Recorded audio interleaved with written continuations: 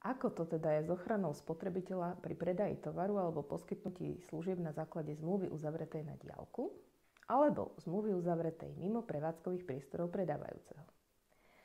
Zo znenia zákona vyplýva, že zmluvou uzavretou na diaľku sa rozumie zmluva, ktorá sa dojednáva a uzatvára výlučne prostredníctvom jedného alebo viacerých prostriedkov diaľkovej komunikácie, mailom, telefonicky, faxom, cez web.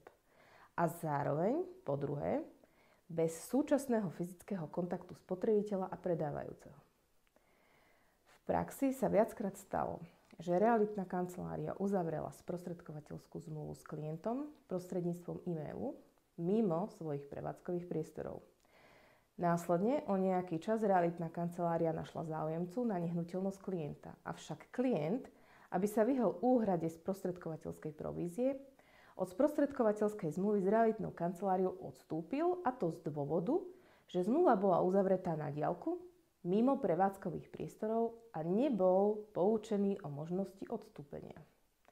A takýmto spôsobom sa vyhol zaplateniu dohodnutej provízie, pretože pri zmluvách uzatvorených na diaľku alebo mimo prevádzkových priestorov sa vyslovene vyžaduje, aby bol spotrebiteľ poučený jasne a zrozumiteľne o práve odstúpiť od zmluvy, podmienkach, lehote a postupe pri uplatňovaní práva na odstúpenie od zmluvy.